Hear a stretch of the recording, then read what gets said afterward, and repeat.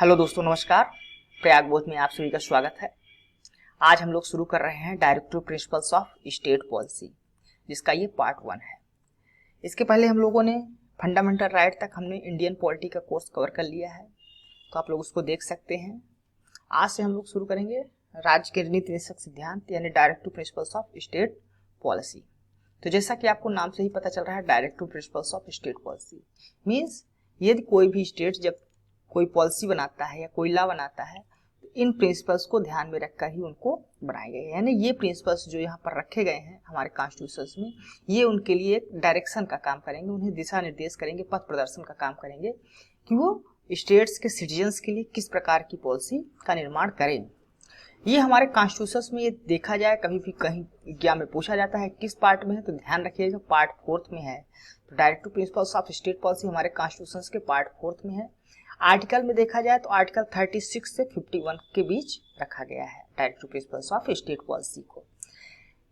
हमारे कॉन्स्टिट्यूशन में ये किस कॉन्स्टिट्यूशन से लिया गया है, तो ये आयरिश कॉन्स्टिट्यूशन से लिया गया है। तो कहाँ के कॉन्स्टिट्यूशन से प्रभावित है? आयरलैंड के कॉन्स्टिट्यूशन से, आयरिश कॉन्स्टिट्यूशन से। डॉक्टर भीमराव अंबेडकर ने डायरेक्टिव प्रिंसिपल्स को नोबेल फीचर भी कहा है, इंडियन कॉन्स्टिट्यूशन का नोबेल फीचर। कभी पूछा गया तो क्वेश्चन में कि नोबेल फीचर हमारे directive principles of state policy को किसने कहा है, जो हमारे कॉन्स्टिट्यूशन में है, तो उसको डॉक्टर भीमराव अंबेडकर ने कहा है, डॉक्टर BR अम्बेडकर ने नोबेल फीचर्स। ग्रेविन ऑस्टिन ने जो है तो इसको डिस्क्राइब किया है, डायरेक्टिव प्रिंसिपल्स और फंडामेंटल राइट दोनों को कॉन्शियस ऑफ द कॉन्स्टिट्यूशंस। तो कॉन्शियस ऑफ द कॉन्स्टिट्यूशंस हमारे जो है तो डायरेक्टिव प्रिंसिपल और फंडामेंटल राइट दोनों को किसने कहा है, तो कहा है ग्रेविन ऑस्टिन ने। तो ध्यान रखिएगा, कभी भी कहीं भी क्वेश्चन ऑब्जेक्टिव के रूप में इस तरह के क्वेश्चंस पूछे जाते हैं अक्सर, तो हमसे बन जाने चाहिए। अब हम लोग फीचर्स को समझ लेते हैं। डायरेक्टिव प्रिंसिपल्स जो स्टेट पॉलिसी है उसके कौन कौन से फीचर्स हैं।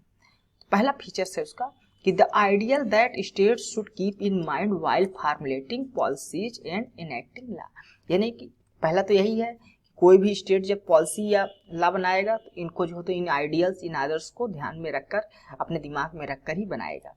दूसरा, इन्हें कहा जाता है इंस्ट्रूमेंट ऑफ इंस्ट्रक्शंस, यानी इंस्ट्रक्शंस दिए गए हैं राज्यों को इसी प्रकार का, इनको ध्यान में रखकर इनको अचीव करने के लिए, प्राप्त करने के लिए हमारा स्टेट्स जो है तो पॉलिसी बनाएगा।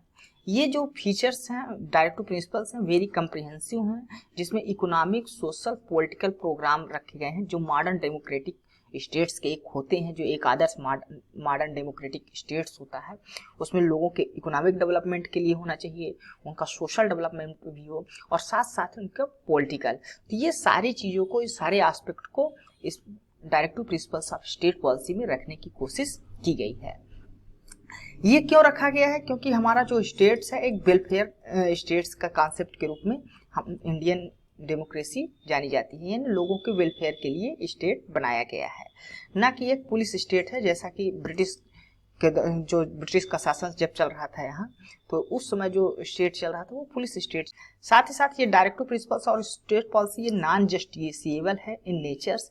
जैसा कि हमने देखा था, फंडामेंटल जो राइट्स होते हैं उनका जब यदि वायलेशन होता है तो आप हाई कोर्ट या सुप्रीम कोर्ट जा सकते हैं, उन्हें कोर्ट्स के द्वारा संरक्षण मिला हुआ था, यानी वो जस्टिसिएबल था।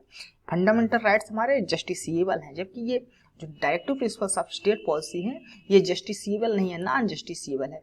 यानी कि ये राज्य को बताया गया है कि राज्य इनको जो है ध्यान में रखकर कोई भी पॉलिसी और प्रोग्राम लॉन्च करेगा और कोशिश करेगा कि ये इम्प्लीमेंट किए जाएं। वो अपने जो स्टेट्स के रिसोर्स होंगे, जितने संसाधन होंगे, उस अनुसार स्टेट्स जो है तो इनको प्रोवाइड करने की कोशिश करेगा, लेकिन इसको आप इम्प्लीमेंट करने के लिए कोर्ट में नहीं जा सकते, इसीलिए कहा गया है ये नॉन जस्टिसिएबल इन नेचर है।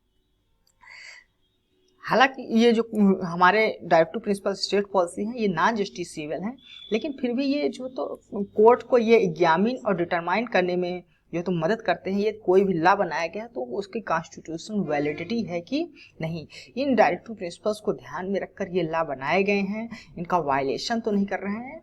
इस आधार पे जो तो किसी भी लॉ का कॉन्स्टिट्यूशन वैलिडिटी जो चेक किया जाता है सुप्रीम कोर्ट्स या हाई कोर्ट्स के द्वारा, सुप्रीम कोर्ट्स के द्वारा, तो वो जो है तो इसको देखा जा सकता है। तो ये हेल्प करते हैं कोर्ट्स को एग्जामिन करने में, कोई भी लॉ कॉन्स्टिट्यूशन के आधार पर बनाया गया है कि नहीं, उसकी कॉन्स्टिट्यूशनली है कि नहीं। फिर जो ये हमारे directive principles of state policy है, इनको 3 ब्रॉड कैटेगरीज में हम लोग डिवाइड कर सकते हैं।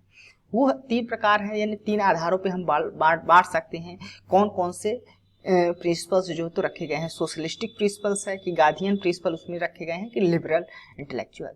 तो ये 3 आधार पे जो है तो हम लोग अपने इंडियन जो directive principles of state policy है, राज्य के नीति निषेध सिद्धांत, उनको हम लोग डिवाइड कर सकते हैं। तो अब हम एक एक फीचर्स को समझेंगे कि कौन कौन से फीचर्स हमारे कॉन्स्टिट्यूशन में हैं और किस आर्टिकल में रखे गए हैं। जैसे पहला है सोशलिस्टिक फीचर्स। तो सोशलिस्टिक फीचर्स को हम लोग देखते हैं कि हमारे कॉन्स्टिट्यूशन में कौन कौन से ऐसे आर्टिकल्स डायरेक्टिव प्रिंसिपल्स के अंतर्गत रखे गए हैं जो सोशलिस्टिक प्रिंसिपल्स का, समाजवादी सिद्धांतों का जो तो पालन करते हैं। तो पहला है उसमें to promote the welfare of the people by securing a social order permitted by justice, social, economic and political and minimize inequality in income, status, facility and opportunity।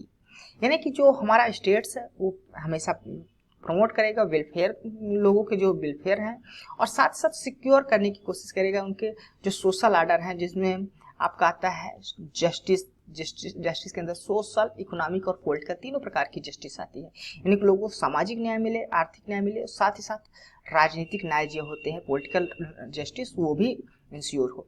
साथ ही साथ स्टेट क्या करेगा, कोशिश करेगा मिनिमाइज करने की जो हमारे समाज में इनइक्वलिटीज हैं, चाहे वो इनकम की इनइक्वलिटीज हो, बहुत कुछ लोग बहुत ही गरीब होते हैं, कुछ लोग बहुत अमीर होते हैं, तो उनके बीच की थोड़ा इनइक्वलिटीज को कम करने की कोशिश को सरकार को, गवर्नमेंट्स को करने की कोशिश करना चाहिए, स्टेट्स करेगा।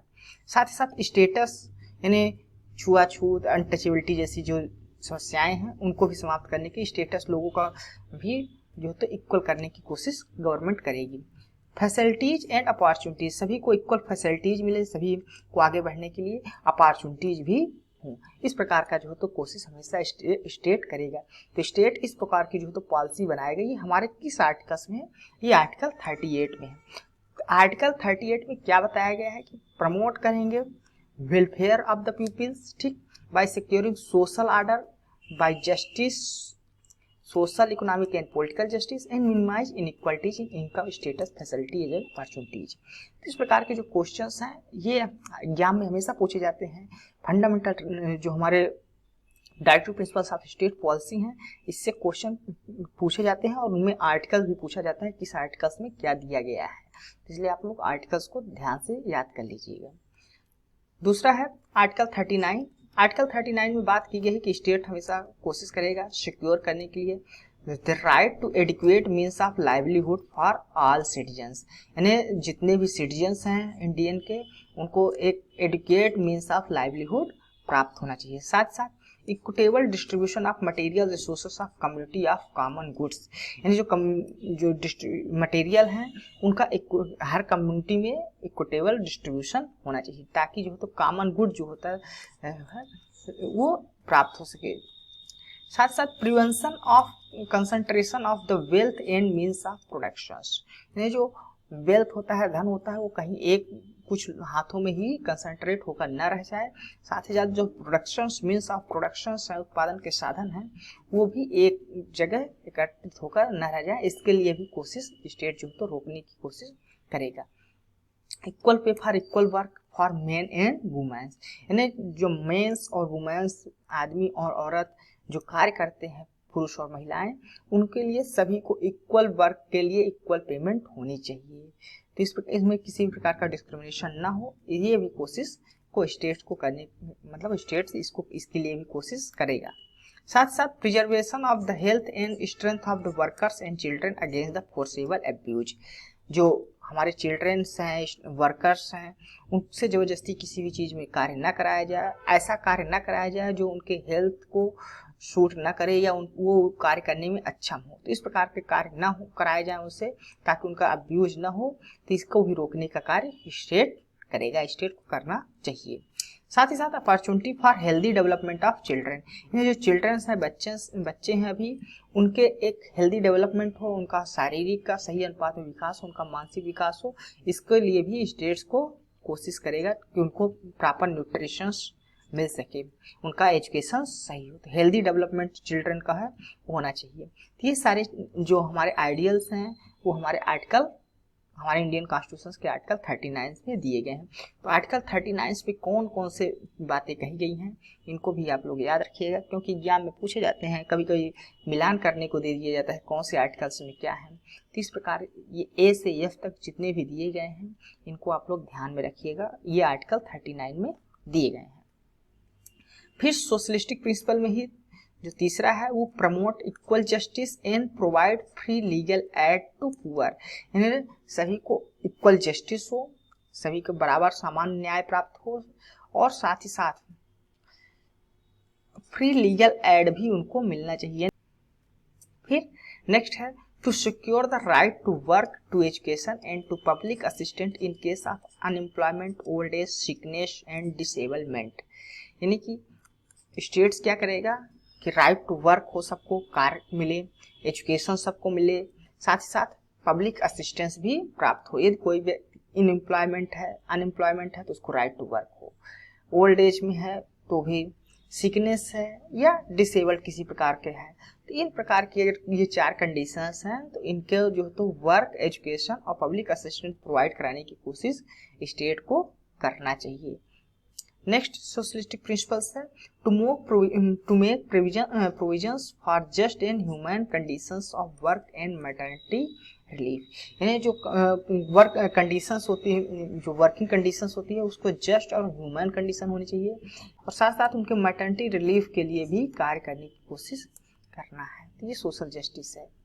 साथ ही साथ सोशलिस्टिक प्रिंसिपल में अगला आता है to secure a life wages, living wages, a decent standards of life and social and cultural opportunity for our workers, यानी जितने भी वर्कर्स हैं उनके लिए यहाँ पर आर्टिकल 43 में बात की गई है, क्योंकि जो लिविंग वेजेस हैं वो सिक्योर होना चाहिए, एक स्टैंडर्ड्स ऑफ लाइफ होना चाहिए उनकी डिसेंट, और उनकी जो सोशल और कल्चरल अपॉर्चुनिटीज हैं वो भी उन्हें मिलनी चाहिए। इसके अलावा आर्टिकल 43A है, आर्टिकल 43A है जिसमें कहा गया है to take step to secure the participation of worker in the management of industries, यानी वर्कर मैनेजमेंट इंडस्ट्री में भी पार्टिसिपेट कर सके, ऐसा भी कोशिश स्टेट्स को करना चाहिए, ऐसी पॉलिसी बनाने की कोशिश करना चाहिए। कहाँ पर है? आर्टिकल 43A में दिया गया है, ध्यान रखिएगा, मैनेजमेंट इंडस्ट्रीज में। फिर है नेक्स्ट है to raise the level of nutrition and standards of living of peoples and improve the public health, ये आर्टिकल 47 में दिया गया है कि हमें जो न्यूट्रिशंस लेवल है और साथ ही पीपल्स के और स्टैंडर्ड्स ऑफ लिविंग है उनको दोनों को हमेशा बढ़ाने की कोशिश स्टेट प्रमोट कर जो तो रेज करने की कोशिश करेगा, साथ ही साथ पब्लिक हेल्थ को भी इम्प्रूव करने की स्टेट कोशिश करेगा। तो ये था हमारे कॉन्स्टिट्यूशन में जो सोशलिस्टिक प्रिंसिपल है, समाजवादी सिद्धांत है राज्य के नीति सिद्धांतों के तहत, उनको हमने इस वीडियो के माध्यम से समझने की कोशिश की है। यदि आपको हमारा वीडियो पसंद आया है तो आप हमारे इस वीडियो को लाइक और हमारे इस चैनल को सब्सक्राइब जरूर करिएगा। धन्यवाद।